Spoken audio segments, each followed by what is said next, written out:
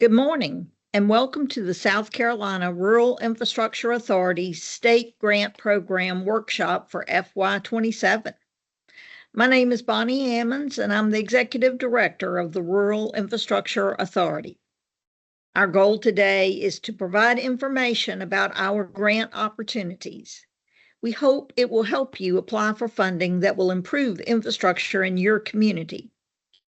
A number of people listening to this webinar are not familiar with our programs or its resources. Others participating have worked with RIA before and are familiar with our programs and requirements, but hope to learn about any updates. So today's webinar is designed to accommodate both types of listeners. We will present some basic information about our programs and the funding available, but we will also highlight what's new and different. If you've never participated in our program before, don't worry. While this presentation represents a broad outline of the program and requirements, we also have recorded a how to apply video that includes an in-depth presentation with lots of details about eligibility, available funding, project examples, and instructions on how to fill out an application, including all the documentation that will be required. This video, along with many other resources, are available on our website and can be viewed at any time. We strongly encourage you to watch this video before submitting an application. Now, if you apply for a grant and it is approved, you will receive detailed information about how to carry it out. All of our grant implementation procedures and forms are also available on our website. Liz Rosinski, our Grants Program Director, will be joining me today to present some of this information. We expect the workshop to last less than an hour, so we should have time at the end to answer questions. But remember, you can always follow up later with us one-on-one. In addition to this webinar and the video resources, our staff is the best resource to answer your question and guide you, whether you are applying for the first time or the 10th time. I encourage you to give us a call. Now, we'll make this workshop recording available on our website by next Monday, July 20th.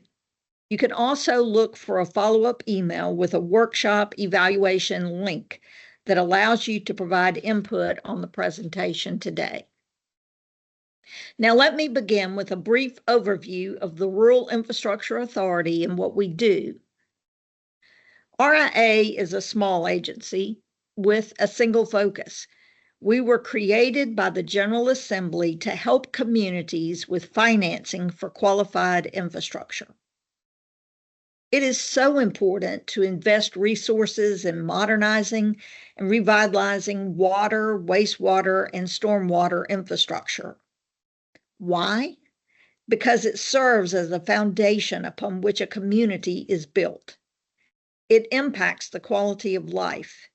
It offers a reliable service to customers, protects the environment as well as public health. It's a requirement for economic development and growth opportunities. Maintaining and modernizing infrastructure ensures the viability of the system and contributes to community sustainability for years to come. For these reasons and more, it's important for every utility to have a capital improvement plan to guide their next infrastructure project. This is a proactive approach that is strongly encouraged. And we're here to help. This is why RIA was created, to put communities in a position to succeed by bridging infrastructure funding gaps. So what resources does RIA have to offer? Although our name is the Rural Infrastructure Authority, we have several programs that are available statewide in rural and in urban areas, large and small.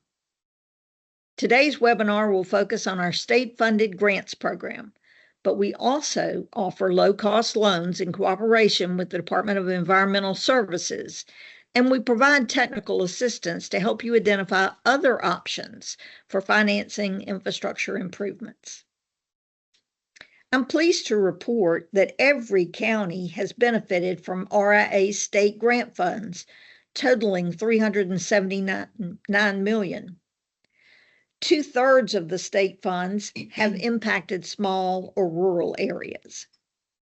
These state grant funds are in addition to the one-time investment of almost $1.5 billion through the South Carolina Infrastructure Investment Program, which has been administered by RIA since 2013. Another one of our funding tools is the State Revolving Loan Fund, which offers below-market rate financing for qualifying utilities. Last year, we closed $174 million in loans for 20 projects. And since 2016, we've made over $1.3 billion available for low-cost loans to address major infrastructure projects. This program is administered jointly by DES, who oversees project selection, and RIA, which manages the financial aspects of the loan program.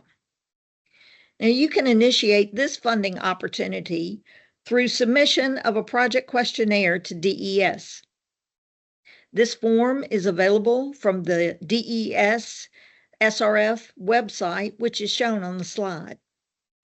Although project questionnaires are typically solicited in the spring, you may submit it at any time. We encourage you to contact our loan staff if you have financial questions. We strive to be a customer-focused agency, and we can help you identify and access a variety of resources and encourage partnerships that will improve infrastructure and help a utility become more viable. Smaller systems often struggle to operate and maintain their system with limited resources. We have a number of tools that can help. We're able to offer these services by cooperating with other funding and technical assistance providers and partners. If you would like more information about our viability tools, we encourage you to give us a call.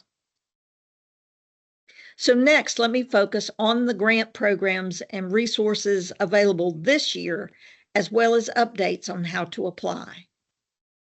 I'm pleased to tell you that most of the grant application requirements and procedures have not changed.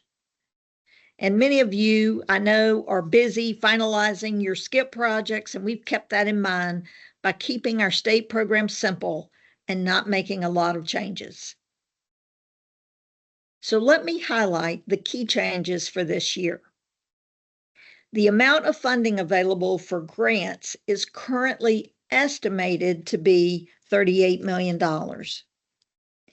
And we've made the application deadlines for the Basic Economic and Viability Improvement Program to be the same. Now, the regional planning applications may be submitted at any time. And there are slight changes that were made to the application form and instructions. A couple of questions have been added related to planned contracts for construction. They've been added to the form, and the application instructions provide additional clarifications to better guide you on the information that we're looking for. If your project is funded, we have one important new state requirement, which is related to U.S.-produced iron and steel. And we have made minor updates to the implementation procedures and applicable forms. Details on this will be provided later in this presentation. Each year, we develop a program strategy for distributing grant funds and technical assistance.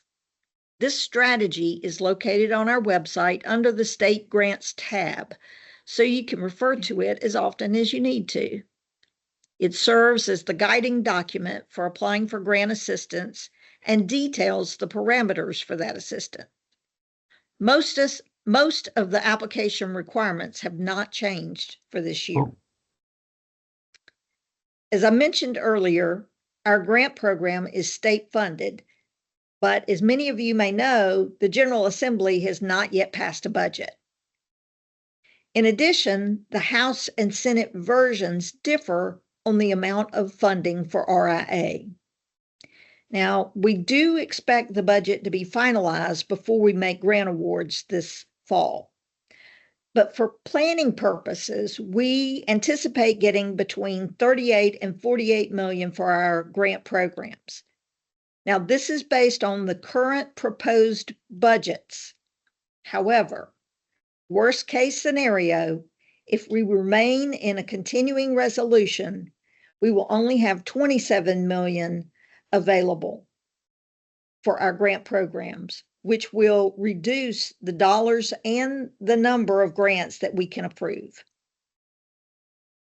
But based on the proposed budget, we estimate 26 million for the basic infrastructure program to be available, 7 million for the economic infrastructure program, 1 million is set aside for regional planning grants, and 4 million is available for our viability improvement program. RIA's board will actually distribute these funds according to the amount that is available, the demand, and the urgency of the applications we receive.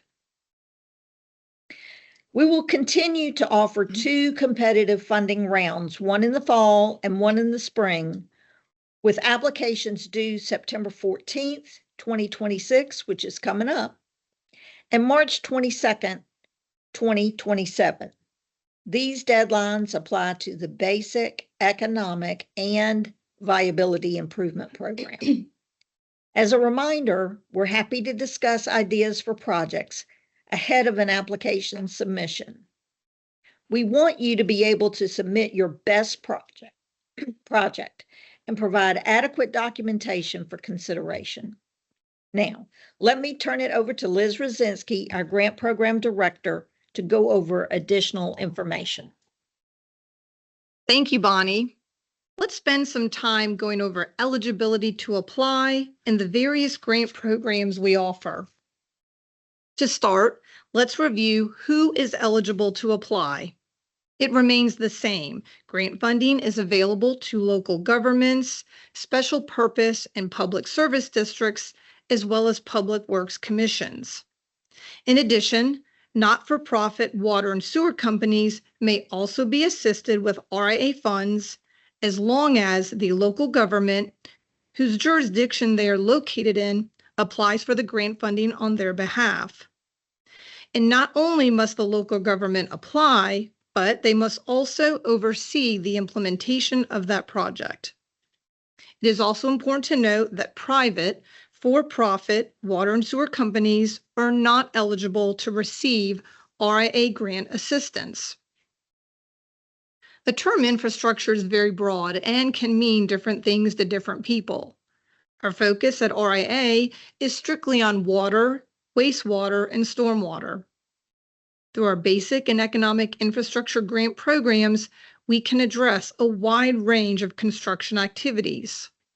Source water projects such as wells or raw water intakes, or upgrading water and sewer lines, improving or building new treatment plants, storage tanks, and pump stations. Even drainage improvements to alleviate flooding are all eligible for RIA funds. We also have the ability to provide limited planning funds for eligible regional feasibility studies. Let me also remind everyone of what's not eligible. Non-construction costs such as engineering, permitting, and acquisition. In addition, repairs, work on private property, septic receiving stations are also not eligible. Finally, meters and generators are generally not eligible as standalone activities, but may be okay with other improvements. Contact RIA for more information. The threshold for applying for grants also has not changed. You may submit only one application in each of the grant categories for which you are eligible: basic, economic, or regional planning, with an exception if applying on behalf of another system. Once a project has been approved, it should generally be completed before another application is submitted. There are a few exceptions, so consult the program strategy or discuss your situation with our staff. Finally, applicants must generally be the owner of the system, except that if an eligible entity is operating in another system, they may apply on behalf of the system owner. And as a reminder, SCIP awards, including the corresponding state matching grants, will not be considered in the thresholds for state funding. There is no change for this year in the allowable amount that can be requested. You may apply for up to $1.5 million per application for basic and economic infrastructure projects. Of course, you will have to justify and detail the costs associated with your request. Since the program began, RIA has required grantees to participate by cost sharing on construction projects. This is accomplished in a number of ways. All applicants are required to pay for any non-construction costs. Again, these are costs like administration, engineering, and acquisition. Paying for these non-construction activities is a way to maximize available resources that might otherwise be limited. Also, it reflects the system's willingness to invest in their own infrastructure by contributing in these areas. Projects located in counties designated as Tier 3 and 4 by the South Carolina Department of Revenue, meaning they are distressed or least developed, and are shaded in the light color on this slide, they have no construction match requirement. Applicants located in counties designated as Tier 1 or 2 and shaded in blue on this map do have an RIA match requirement of 25% of total construction costs. While these matching requirements for construction projects have not changed, the designation of counties by the Department of Revenue is updated annually. This map reflects the current status and is posted on our website. To view, visit the State Grants tab and select the Apply for a State Grant from the drop-down menu. None of the counties changed categories for our program this year. And finally, there is no match requirement for our regional planning program this year. What also has not changed are the basic infrastructure priorities. Regional solutions are the first priority. Serious water quality concerns and health threats are second. The third priority is other health and environmental problems, including stormwater issues where there are no existing drainage structures. Finally, we prioritize aging infrastructure, which is a huge need statewide, as well as capacity improvements. In the economic infrastructure category, consideration will be given to projects based on a comparative analysis of the supporting documentation in the following relative order. The first priority in this program is for economic development projects that will lead to new job creation and private investment. This means there is an announced or soon to be announced company, either new or expanding, and they have committed to creating permanent full-time jobs. These projects are carefully coordinated with the South Carolina Department of Commerce to determine feasibility, potential economic impact, and appropriateness of assistance. The second priority is to expand system capacity to help new or existing businesses create or retain jobs or to accommodate reasonable growth. Existing companies are already impacting their communities, but if there are limitations of the utility system, they may not be able to continue operating in the same way or grow in jobs or capital investment until further infrastructure improvements are addressed through this priority. Finally, we will assist with infrastructure to serve publicly owned industrial parks and sites, essentially supporting product development for future economic opportunities. If you are a utility, be sure to coordinate with the county Economic Development Director to ensure you're targeting the appropriate improvements necessary for the park or site. Industrial sites with utilities already available saves time and money and makes the site more attractive to businesses who want to get operations underway quickly. We can also serve other publicly owned properties with demonstrated potential to create or retain jobs and private investment. To give you an idea of the type of infrastructure projects we have funded in the past, let's take a closer look at the pie chart. 37% of our funds are being invested to modernize aging infrastructure.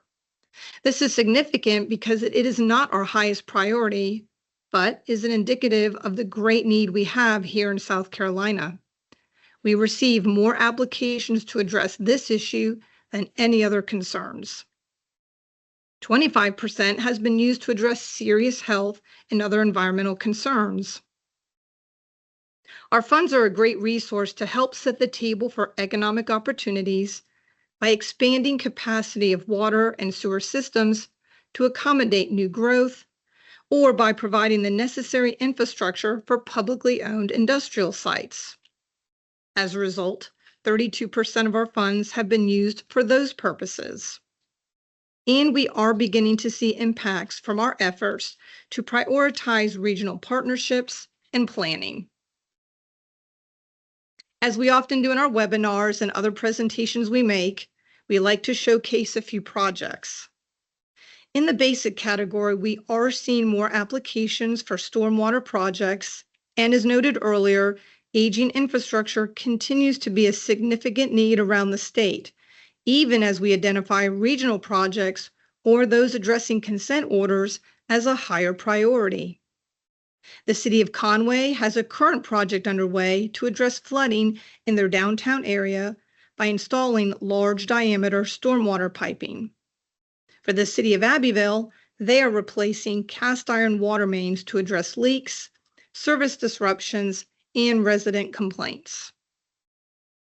Switching over to economic infrastructure projects, Fairfield County extended water service to one of its industrial sites to enhance its marketability by having water service in place for prospects, while Lancaster County Water and Sewer District installed force main to support the creation of nearly 500 jobs by E&J Gallo Winery. Now, moving on from our basic and economic infrastructure grant categories, now let's share information about the regional planning grants. Ever since our viability study several years ago, we have tried to develop resources to address and encourage greater long-term sustainability of utilities, including addressing technical, financial, managerial, and operational concerns. Investing in planning is one of the ways we have tried to address some of these issues and identify solutions. To date, we have awarded 52 planning grants totaling over $14 million. Regional solutions are a top priority for RIA, but these efforts typically require more in-depth analysis of the needs and a realistic assessment of the feasibility of this type of solution. This year, we are continuing the focused approach that we implemented last year, assisting eligible public utilities seeking greater long-term viability through regional partnerships. Planning activities will assess the feasibility and resource requirements of a regional solution for one or more water or wastewater utilities, as well as related technical and operational, financial, and managerial concerns. Investigating physical interconnection with another utility in the absence of additional forms of partnership is generally not eligible for this program. The maximum request will generally be $500,000, and awards will be based on the scope of work proposed. There will be no match required, although any additional funds committed to the study would be considered an indication of the local buy-in during application review. The application should also document support for the study by all the regional partners involved. These regional planning applications are different from the basic and economic categories in that they may be submitted at any time during the fiscal year and will be considered in the order they are received. There is $1 million available for this program, so the number of projects will be limited. Now, you may recall that last year, RIA rolled out the Viability Improvement Program, also called the VIP, which is a pilot program of technical assistance and improvement that addresses viability in a more comprehensive way that is tailored to the unique needs of each system. We are pleased to report that 2 utilities are currently participating in this program, and the opportunity to participate will be continued this fiscal year. The VIP is a combination of technical assistance and prioritized capital improvement funding. It begins with an assessment of managerial, financial, and technical needs. Basically, we are trying to get a full picture of the utility. Then there is development of a plan of action with specific recommendations and workable solutions tailored to each system. And finally, for those systems that successfully complete the assessment and planning steps, up to $2 million will be provided to address the most critical capital improvement needs. This program isn't for everyone. All applicants must be public water or wastewater utilities. And by public, we mean towns, cities, counties, special purpose districts, and commissions of public works. Currently, nonprofit water and sewer companies are not eligible to apply. The program is targeted to smaller utilities that are facing significant challenges. Generally, applicants will have a service population of 10,000 or less, but we expect most participants to be much smaller. A larger utility could be considered if it is located in a Tier 3 or 4 county. Applicants must also have at least one documented issue that often serves as a warning flag for viability concerns, such as compliance, financial, or socioeconomic issues. Smaller systems and those with more extensive viability concerns will have a higher priority. For the VIP, RIA has a separate application as seen on the slide. It asks you to identify the key issues facing the utility, technical, financial, and operational, and what your utility hopes to achieve through this program. The submission deadline is the same as for our competitive grants program. When selecting participants, one of the most important things we are looking for is a willingness to collaborate with RIA and our technical experts to take an honest look at the utility's challenges, explore potential solutions with an open mind, and take incremental steps to build a stronger future. Local commitments are required at each step, starting with a board or council resolution at the time of application to commit time and resources to fully participate in the program. The local actions required to move past step 1 will be based on the rapid assessment recommendations and uniquely tailored to the needs and requirements of the utility. If you are interested in participating, we strongly encourage you to contact us prior to the application due date so that we can provide additional information and help you decide if acceptance into this program will help you achieve your long-term viability goals. Now I'd like to share some tips and tools that you may want to consider as you prepare to submit a grant application in the basic, economic, or regional planning categories. The application for these 3 programs is a 2-page form you can download from our website. The form is mostly the same as it was last year, but you may notice a couple of new questions related to procurement. There are also a number of required attachments that are detailed in the application instructions.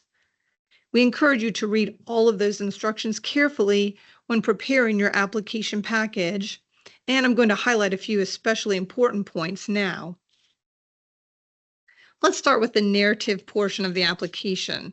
Remember, we are not as familiar with your systems and its needs, so be sure to give us the context for the project you wish to address.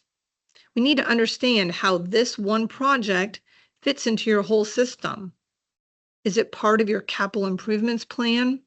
Why is it important now? Will more projects like this be needed in the future?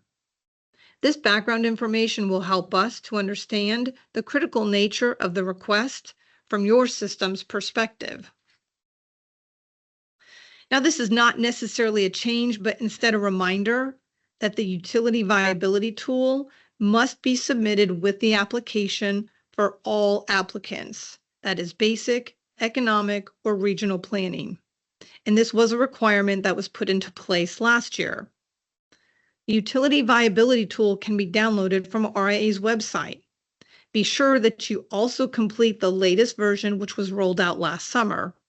Part of that update reflects a viability tool that is user-friendly and provides better results. And we also added some troubleshooting tips. After completing the tool, you will get a score summary that can be printed to PDF and must be submitted with your application. This tool provides RIA with useful system information as part of the application review process. Of course, please contact us if you have any questions about how to use it, and we will be happy to guide you through filling it out. Each year, we always receive more applications than funds available, so we suggest you keep these tips in mind. Grants are a valuable resource to supplement your local investments for capital improvement needs. Since the process is competitive, make your best case and provide backup documentation for the need, feasibility, and impact of your project. Project cost estimates and schedules are important in demonstrating feasibility. If the project will involve unusual permitting requirements or an alternative delivery contracting method, highlight how that will work in the application. If the project is not funded, you will be contacted by RIA and provided technical assistance about your application. And you may apply again in future funding rounds. RIA has always tried to be a resource for communities with infrastructure needs. Sometimes there are unusual circumstances or issues that arise as you are preparing an application for a capital improvement project. We encourage you to call or to set up a meeting so that we can walk through the requirements and how they may apply to your project. We are here to help, and we encourage you to contact us ahead of application submission so that we can provide guidance to address your unique situation. Examples of these types of situations include the need for funding for a new project that you already have a current open project. If there is an emergency need that requires prompt action. If there is a new industry or an existing company that will be creating new jobs and infrastructure assistance is needed, we can discuss the timing with you and available resources. Sometimes we have seen applications for more than 1.5 million. When this happens, we would prefer to talk through the options ahead of an application. If your project schedule will exceed the 2-year grant period, let's chat before an application comes in. And finally, if you have questions about eligibility, threshold, or other program requirements, a call with RIA may be warranted in advance of application submittal. Now that we have shared information about the various grant programs being offered and the application process, including upcoming deadlines, RIA felt it was important to also highlight changes to the project management procedures, better known as the PMPs. As you know, we are always seeking input on our programs and strive to manage them in an efficient and effective manner. We evaluate all of our program procedures and forms every year to ensure that they provide clear direction for implementing approved RA grants in compliance with the application scope and program requirements, as well as to ensure that they are conducted in a timely manner. We thought we would use today's webinar to advise you of those program changes now, which will impact grants awarded this fiscal year. By detailing these changes, it should enhance your ability to implement your project, as well as our ability to review your documentation for compliance. Let me start off by reminding everyone that there are differences between the state and SCIP PMPs. We know it can be hard to transition from one set of requirements to another, and for many of you, the last few years have been all about compliance with SCIP. But as we wrap those projects up, please note that there are different procedures and requirements for the state as compared to SCIP. We strongly recommend folks do a complete review of the state PMPs to ensure full compliance. I'd like to also point out that we expect most grantees to carry out the project in a single contract if for the same activity. Again, under SCIP, some grantees took a multi-contract approach, but now that we are back in state-funded projects, which are generally smaller in scale, we expect to see one contract. If you are considering any other approach, that must be detailed in the application's narrative. Another change is the use of alternative delivery methods, such as CMAR or design build. Such procurement methods must be approved in advance by RIA. Prior to application submittal, contact me or your assigned grant manager to discuss. You will need to detail how the project will be carried out in the application's narrative following the proposed alternative method. As Bonnie indicated earlier, a new state law passed last month, which will have a significant impact on our program. In June, the General Assembly amended the Code of Laws and the governor signed it, requiring the use of American iron and steel products on public works projects paid with state appropriated funds or state funds administered by a public entity, which includes RIA grants. The State Fiscal Accountability Authority, known as SFA, is charged with developing regulations and procedures to implement this new law. We will be including it as a requirement in our newly funded grant agreements beginning this year, but we do not have any guidance on how to implement the requirements. It is also unclear if it will apply to projects previously funded but not under contract at the time the law was passed. There are a few exceptions. This includes repairs in response to a public health or safety emergency. If it is determined by the public entity administering the funds that iron and steel products produced in the U.S. are not produced in sufficient quantities or of satisfactory quality, or if the use of U.S. iron and steel products will increase the total project costs by more than 25%. We encourage you to become familiar with this new state law, and we will keep you posted as soon as we receive additional information or guidance. Stored materials were an important aspect in our SCIP program as we were trying to spend SCIP dollars as quickly as possible. The procedures we adopted for SCIP only apply to the SCIP grants. For state grants, we have provided this clarification in our fiscal year 27 PMPs, and you should be mindful of these requirements going forward. Stored materials costs are eligible if purchased by the contractor is part of the grant-funded project. The purchase is documented with invoices as part of a contractor's pay application. A detailed stored materials summary sheet is also part of the contractor's pay application, and materials are stored securely at the project site and verified by the engineer. If any of you have received an RIA grant, you are aware that there are several forms that are part of our program. This is a good time to remind current grantees to always use the most updated forms. There may be cases where we are not able to accept old versions. Most of our other forms have had only minor changes, but we always encourage you to download the most recent version of any form you need from RIA's website. Let me highlight one form where changes have been made. These changes can be found on the Construction Contract Submission Checklist. The first change is that the form now reflects the law passed last month by the General Assembly and Governor related to U.S.-produced iron and steel. This serves as a reminder to include a clause in your contract bid package prior to advertising. And again, as soon as we receive further guidance from SFA, we will communicate to all RIA grantees. The second change is related to those projects that may have a match requirement and/or other funds included in the project, whether local or another funding agency.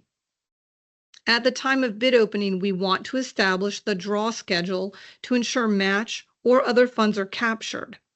Again, with SCIP, we requested 100% draws for the RIA grant funds.